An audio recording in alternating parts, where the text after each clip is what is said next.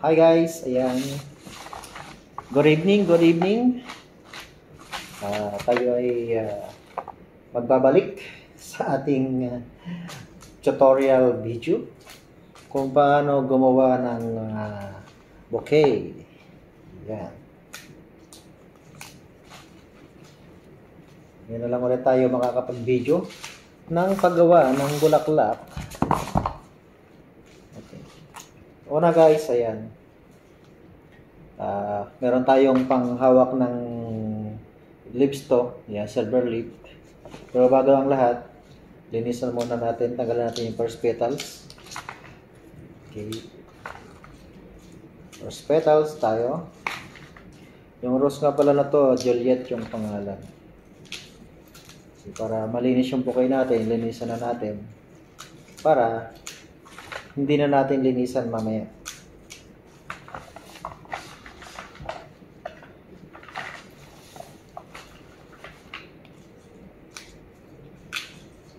First petals lang naman yung tinatanggal natin dyan.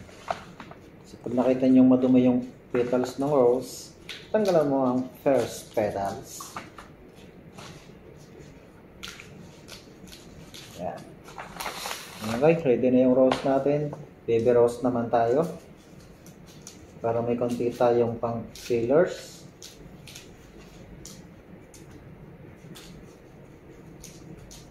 First petals lang din yung tinatanggal natin.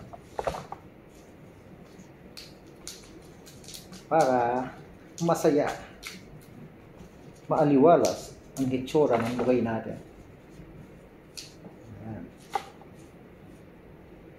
Kuha pa tayo ng baby rose.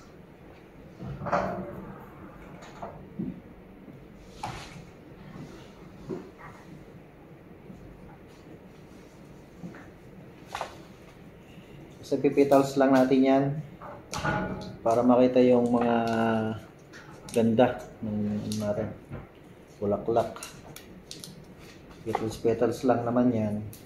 Mimikos-mikos mo lang yan, mikos-mikos ka lang para ano ba, masaya. Hindi para press kasi pag hindi mo tinanggal yung first petals, ayan, medyo parang bulok tingnan. Ngayon pag pinetals na natin yan, lalabas na yung kanyang ganda. Hindi na siya bulok tingnan. Mikos-mikos mo lang yan. Tapos ito na. Hawakan na natin to. Ito kasi guys, ito, kung ginagamit natin na to, is, kaya tayo ay gumagamit nito para mahawakan natin ng maayos yung bouquet. O para may forma natin ng ayos. So una, ayan, lagay tayo sa gitna. Ayan, gitna. Lagay ka lang ng lagay, parang side by side. Ayan. Alternate mo yung pillars. Ayan. Tapos meron tayong dahon dito, eucalyptus, saka berries. Alternate lang yan. Bulaklak, pillars, tapos big roses. So, ayan. Parang ganun lang. Ito, halawan natin ng ibang kulay. Tabi natin doon sa isang gilid lang. Ayan. Tabi lang natin. Tapos ikot mo lang ng konti. Ayan, di ba? Ayan, para ba? Ayan. Kasi di ba doon tayo sa kabilang side, ikot mo lang. Lagyan mo dito sa kabilang side. Ayan. Kabilang side ulit. Lagyan mo ng baby rose dito. Ganon-ganon lang yung pattern natin. Ganon pa rin. Di ba? Medyo bilog na siya. Susundan mo na lang yung ikot niyan. Sunod ka na lang dyan. Lagi ka ng malaki. Baby rose. Yung eucalyptus, pwede mong isingit. Isingit mo para may nakaunting height siya. Nakataas dyan ng konti. Pampalambot ng arrangement.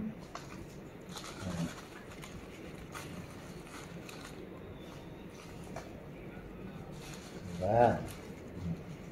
Medyo bilog na siya. Continuous mo lang yan. Ang paggagawa niyan. Ingat lang kayo kasi yung rose matinik. Pag hindi nalinis yung rose, baka matinik kayo. Ganoon lang yan. Lagay-lagay ka lang, di ba? Yan, medyo malaki na. Okay na yung kinakalabsan niya. Ngayon, para hindi magbago yung shape niya. Kung hindi ka pa sanay, lagyan mo, gamit tayo scotch tape. Gamit tayo. Lagyan mo ng scotch tape. I-tape mo siya. Pero kung sanay ka na naman, okay lang yan. Kahit hindi ka na muna mag-scotch tape. Kasi, ano na yan eh. Kumbaga, nandyan na yan. Naka-forma na. Hindi na yan gagalaw. Eh kung bago ka palang gumagawa, kailangan mong lagyan siya.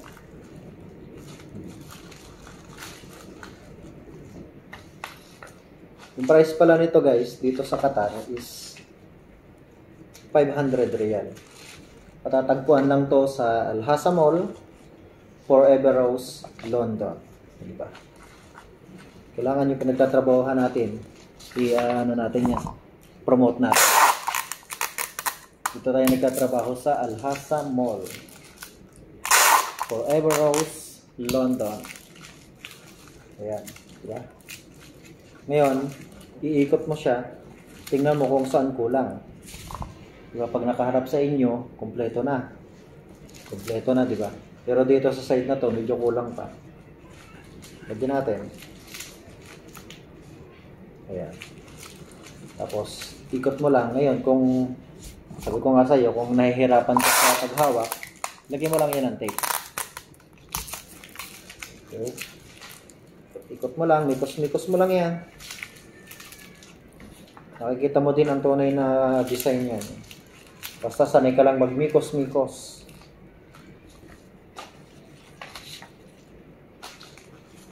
Ayan. Diba? Malaki na siya. Pwede na siya sa 500.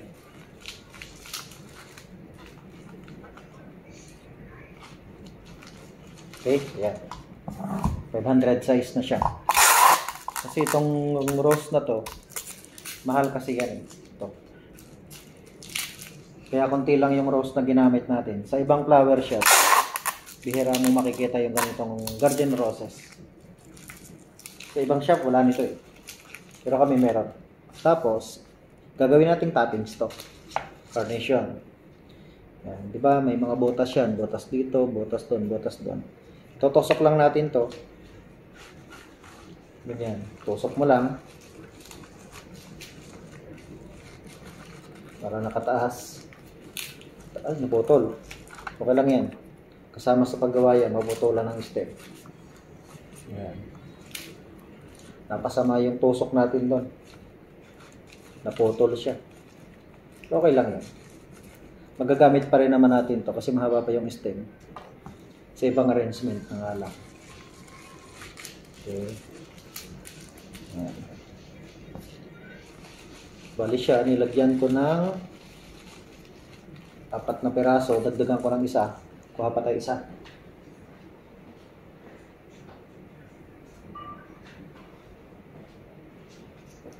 Okay. Ito na. 5. Yan. 5 siya. Diba? Masyadong maliwanag dito sa ano natin. Sa area natin. Kaya masyadong light yung kulay. Ayan. Ito na siya. Ngayon, ang gagawin natin. Dahil ito ay i-display namin. Ready to, yung kasi may mga pumapasok dito, walk-in. Gusto nila kung ano yung makita nila sa display area. Yun na lang, pag mga nagmamadali, yun ang binibili. Kasi yung ginawa ko doon kanina, order na yung 2. Kaya, lagyan natin ng, dahil display siya, pero kung pang regalo na, kung bibilhin na ngayon, pwede mong lagyan dito ng tissue, tapos sprayin mo lang ng tubig. Yan. Pwede mong lagyan ng tissue dito, spray mo lang ng tubig para may tubig pa rin siyang nasisipsip yung bulaklak para hindi siya mamatay. Pero dahil display, yan, lalagyan natin ng plastic para pag nilagyan mo ng tubig dito sa ibabaw, mahaba ang buhay.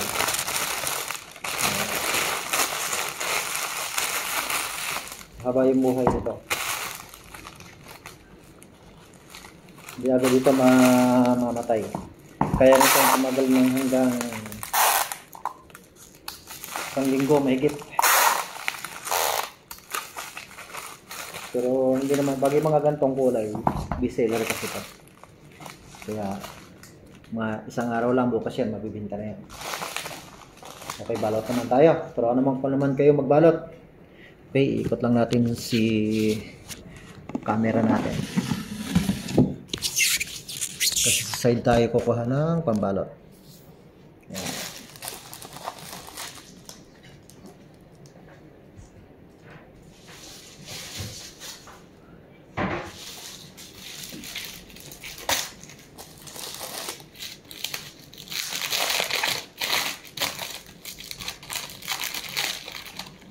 Ito yung gagamitin natin pambalot, medyo pink color. Medyo matrabaho nga lang to. Kasi kailangan natin lagyan ng tape isa-isa. Hindi siya gumalaw. Kaya madali lang naman. Kasi malambot naman tong wrapping na to. Parang plastic siya.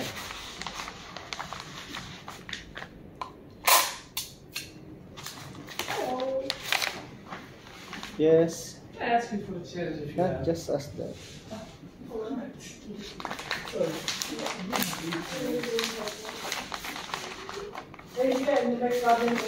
Oh, the whole level is looking for a chair. There's no chairs. Even there's no chairs. Merong nagpapapalit.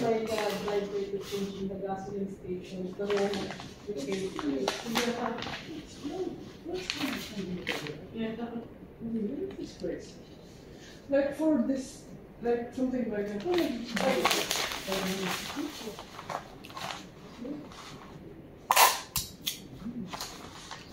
Okay, lima yung gamitin natin.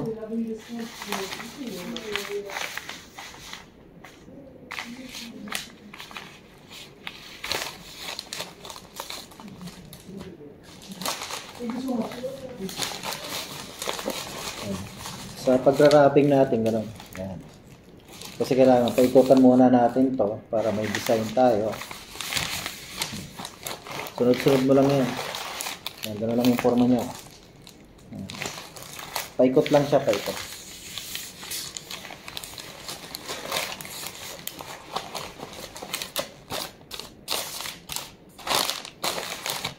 Kagandahan lang dito sa wrapping na to.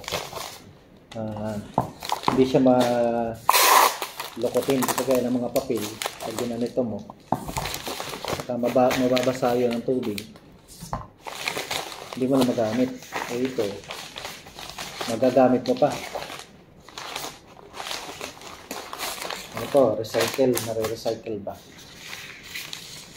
hindi mong gamitin ng paulit-ulit.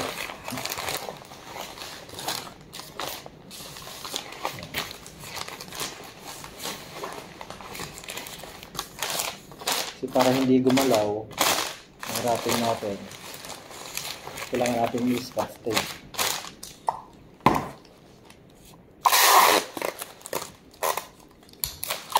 Okay, kaya na. Wrapping na siya, di ba? Bukay na siya. Tingnan. Okay, bukay na. Lagyan pa natin ng isang design pa. Ibang design naman. Lagyan natin dito sa ibabaw.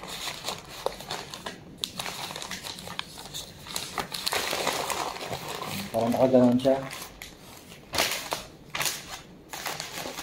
Ayan. Diba? Oh. Lumalabas na yung bukay natin.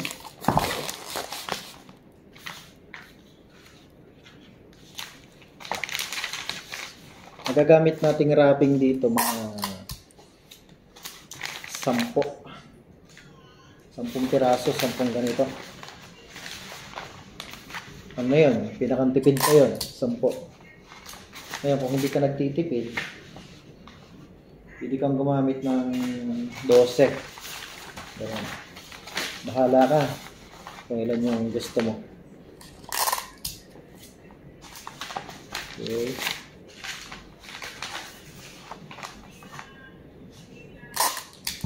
Yan. Yung isang bouquet, dahil tutorial tayo, matagal tayo na nasa ngayon 15 minutes na tayo. Pero pag hindi tayo tutorial, abutin lang to ng 10 minutes. Tapos na yan.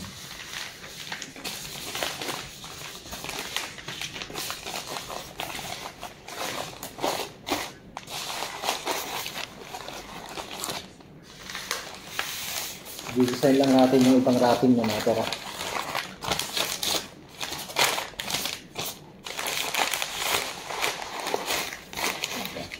Yan na. Tatalian na lang natin ng ribbon.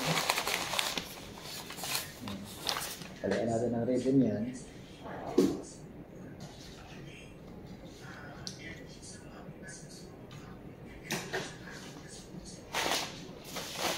Balik natin yung nalaglag.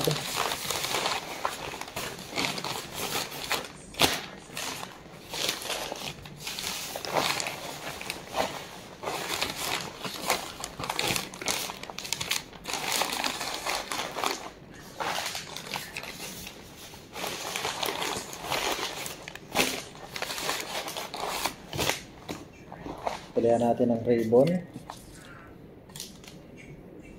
para hindi siya gumalaw.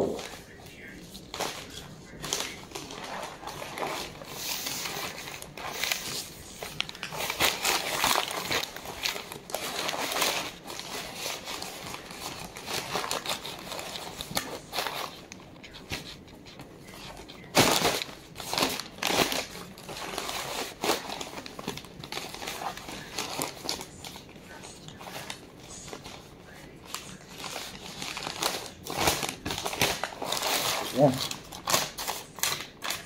Okay, tapos na.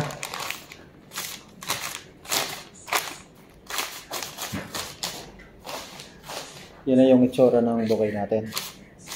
Diba, marami mga boborlo-borloloy. Picture mo naman ah. Teka lang ko yun. Nararamdaman ko na akin ang galing. Ayan. Okay. Okay na. Yan. See you again guys sa next natin na video. Ayan. Flower Master pala. Ang pagbabalik ni Flower Master sa mga content na tutorial how to make flower arrangement. Then, Sticker muna. yung sinasabi ko na white. Oo. Patay na muna natin. See you guys.